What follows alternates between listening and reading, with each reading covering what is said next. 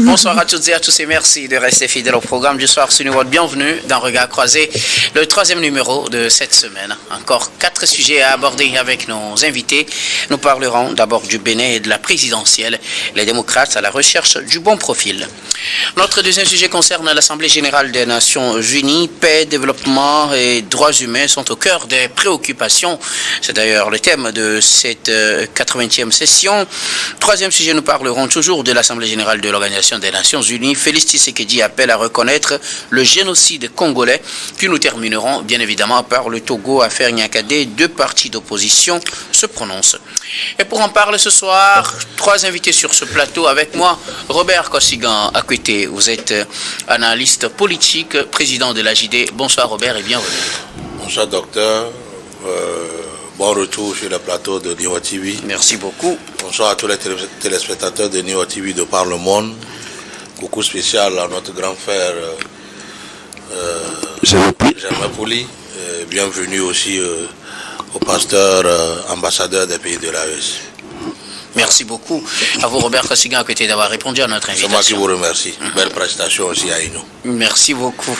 À vous, notre deuxième invité ce soir, Germain Pouli. Vous êtes journaliste, directeur de publication du journal Togo Réveil. Bonsoir Germain et bienvenue. Bonsoir docteur et bonsoir à tous les téléspectateurs de Niwa TV. Merci beaucoup à vous d'avoir répondu à notre invitation. Merci pour l'invitation surtout.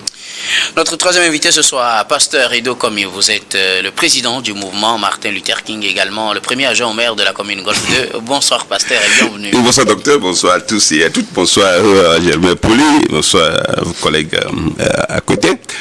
C'est un plaisir pour moi d'être encore sur ce plateau et je pense que nous allons servir un bon plat aux téléspectateurs, téléspectatrices. Donc, coucou spécial à tous et à toutes.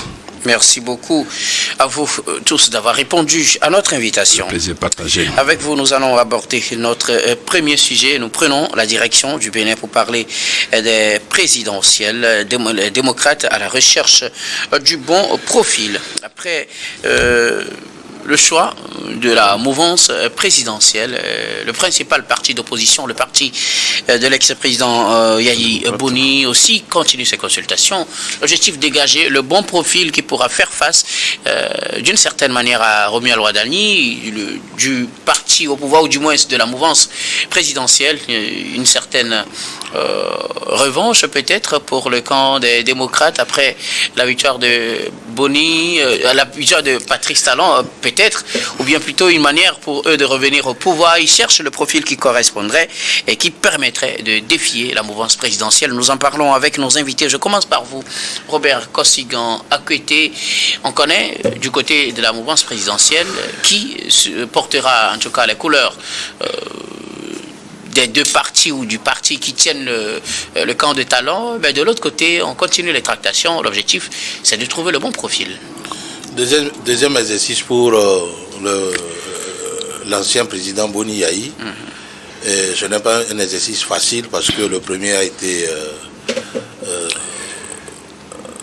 totalement un gâchis. On prend en parachute Lionel Zissou de Paris et on le présente face au président Talon. Il n'a pas pu réussir. Et donc pour ce deuxième exercice, je pense quand même qu'il prend son temps pour mettre à contribution alors les têtes pensantes de sa formation politique, les démocrates, et ensuite les autres partis politiques de l'opposition pour que voilà, ils puissent avoir un candidat qui puisse faire face à Romuald Wadani pour que voilà, le match puisse plier à leur faveur. Et je pense que si le camp d'en face l'a fait si rapidement, ce n'est pas chose facile pour Boni Yahi parce que voilà, il a peut-être dans ses idées le chaos qu'il a subi la fois dernière avec Lionel Zissou et donc il doit prendre les précautions pour que voilà, son choix ne puisse pas casser la dynamique qui anime aujourd'hui les démocrates, qu'il n'y ait pas de division, que voilà, il y ait une unité, une solidité autour du candidat choisi. Parmi les démocrates, je pense qu'il y a des têtes bien faites, sauf que le choix va se porter sur qui. C'est ça le réel problème. Souvenons-nous que lors du choix de Rika Matuku et de Joël Aïbo, ça a créé un clivage et ça fait que voilà, certains démocrates se sont ont pris la décision d'aller aux mêmes élections. Il n'y avait pas eu une unité autour du choix de Joël Alibo, de Rika Madjougou, parce que voilà, les autres se disaient, ils étaient dans le parti avant que voilà, on leur parachute Rika Madjougou qui était en fonction de conseillère au Togo. Donc pour cette fois-ci, je pense quand même que l'équation est un peu difficile à résoudre. Il va falloir que celui qui va être choisi réponde aux aspirations des ténors du parti politique, les démocrates et les autres partis politiques de l'opposition qui ont leur récépissé ou non, et que voilà, il y ait un plébiscite d'abord dans son camp pour que voilà, il puisse faire face à Robert Wadaï, qui a déjà le soutien de quelques ténors, quelques ténors du parti Les Démocrates, tels que Basile aussi, le député, et d'autres personnes.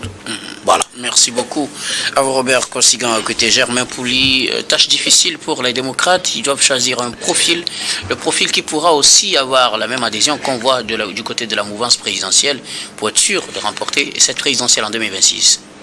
Oui, c'est très compliqué pour ce parti politique qui est le plus grand parti de l'opposition, qui dispose d'une trentaine de députés, 28 exactement, qui est le nombre de députés qu'il faut pour parrainer une candidature dans une assemblée de, je crois, 109 membres.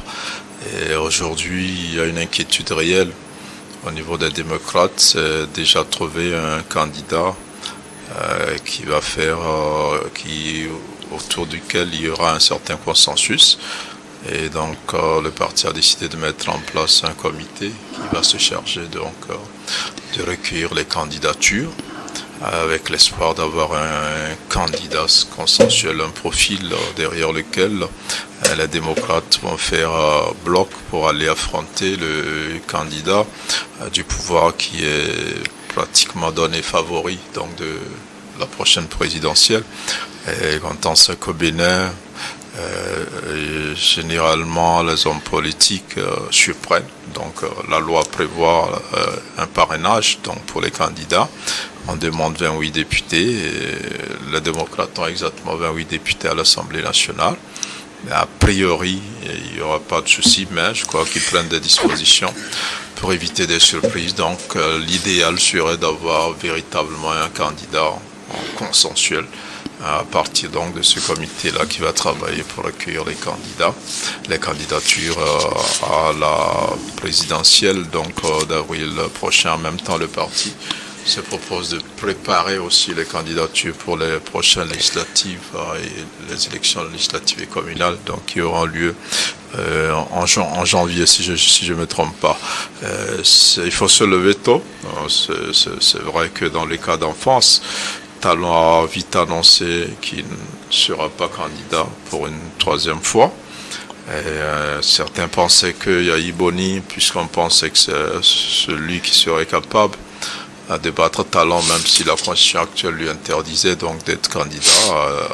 Plusieurs avaient pensé à cette éventualité, peut-être que Talon allait réviser la constitution et qu'à ce moment-là, Iboni pourrait être candidat. Et à partir du moment où Talon a désigné son successeur, il faut aussi que de l'autre côté les choses s'organisent. Iboni a déclaré il y a quelques semaines qu'il n'est pas candidat. Et donc aujourd'hui, avec la mise en place de ce comité-là, on voit que le parti s'organise pour aller essayer de battre ce favori-là, qui est le dauphin de président Talon. Pasteur Rideau, la tâche sera ou s'annonce difficile pour les démocrates pour trouver le bon profil d'abord qui fera l'unanimité à l'interne, mais aussi au sein de la classe politique de l'opposition et qui fera aussi le poids face à Romuald Wadani. Oui, mes prédécesseurs l'ont déjà dit, l'équation est très difficile et complexe. Cette fois-ci, l'erreur n'est plus permise. L'erreur n'est plus permise comme par le passé. On a déjà rappelé en 2016, où Léonard Jospin a été parachuté et puis il était considéré comme le candidat de la France. Les gens l'avaient dit à l'époque, il est candidat de la France et donc ça n'a pas marché pour lui. La deuxième fois, les deux candidats, Rika Madougou et puis le constitutionnaliste, ça n'a pas marché parce qu'il était question de parrainage. Mais cette fois-ci, la voix se lève déjà pour attirer l'attention du président Yahi Boni. C'est lui, en fait, c'est lui la figure de proue hein, de l'opposition, qu'on ne le veut pas, c'est lui la figure de proue et c'est lui qui est aujourd'hui, c'est lui qui est observé, c'est lui qui est suivi de près, donc il va falloir faire une large consultation pour faire l'unanimité autour du candidat du parti Les Démocrates FCBE, hein? FCBE. Et donc c'est compliqué. En face, il y a un joueur brillant, Romuald, qui, bon, on l'a dit tout à l'heure, au Bénin, il était facile de dire avant que le match ne soit joué, il faut jamais dire que quelqu'un est favori, parce que les Béninois sont imprévisibles, et surtout que le talent a déjà fait 2 mandats, donc c'est son dauphin. Il est certainement redevable, hein. Redevable, c'est la suite de talent, immédiatement. Donc ça va être très compliqué, mais le président Yahi Boni doit faire un bon choix cette fois-ci.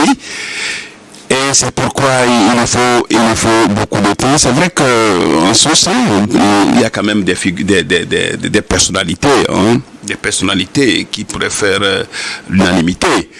Maintenant, il va falloir quand même qu'au niveau du parrainage, comme on l'a dit tout à l'heure, 28 députés lui suffit déjà pour le parrainage. C'est pas plutôt le profil qui c'est le profil, hein, c'est le profil. Oui, le profil. Bah, il y a Eric. Par exemple, Eric Ndete, par exemple, qui était toujours au front, et il y a d'autres aussi. Donc, c'est compliqué, mais il faut un candidat quand même qui soit à mesure de tenir tête à Romuald. Vous savez, Romuald a 49 ans. Hein, si on va prendre quelqu'un de 70 ans, 75 ans, 80 ans, par exemple, ça va être très compliqué. Ça va être compliqué parce que la population de béninoise est très jeune. Donc il y a aussi cet aspect. Le profil maintenant, je crois, c'est celui-là qui, d'abord, il faut que le candidat ait la confiance du président Talon. Ça doit être du président Boni Yahi, c'est-à-dire proche de lui, ça aussi c'est très important. Il ne faut pas aller prendre. Pour qu'il puisse le soutenir directement. Pour qu'il puisse le soutenir directement. Bon, donc la tâche s'annonce très serrée, très difficile pour le président Boni Yahi. Mais vous savez, c'est un croyant, donc, qui soit inspiré, qui aille prier, qu'il aille prier, à demander l'inspiration divine, et je crois que le choix sera fait pour qu'il soit un candidat qui soit unanime et qui aille défendre les couleurs du parti Les Démocrates. C'est la démocratie béninoise qui va sortir quand même, qui va sortir encore gagnante dans ce processus, parce qu'il y a l'alternance qui est déjà là. Talon ne peut plus faire 2 mandats, donc il y a certainement un nouveau président qui vient de son camp ou du camp du parti Les Démocrates, donc le Bénin avance en démocratie. C'est vrai que certains Béninois disent que ce n'est pas forcément l'alternance qui fait la démocratie, mais je crois que l'alternance, c'est le ciment de la démocratie. Hein. Le ciment de la démocratie, c'est vrai, ils parlent des droits de l'homme et autres. On est d'accord avec eux, mais je crois que la démocratie béninoise avance. Et ce que les pères fondateurs de la démocratie, vous savez, Mathieu Kérikou et Nicéphore Soglo, ont posé comme base, c'est ça qui se poursuit. Et Talon, comment Yahi Boni l'a suivi, Talon aussi est sur le point de faire pareil. Donc, bon vent au parti démocrate, et que celui-là qui sera choisi puisse faire l'unanimité, et que l'année prochaine, les Béninois puissent choisir entre Romuald et ce parti, et ce candidat du parti Les Démocrates. Merci beaucoup à vous tous pour vos contributions. Nous allons marquer la première pause, puis on reviendra tout à l'heure pour la suite de cette émission.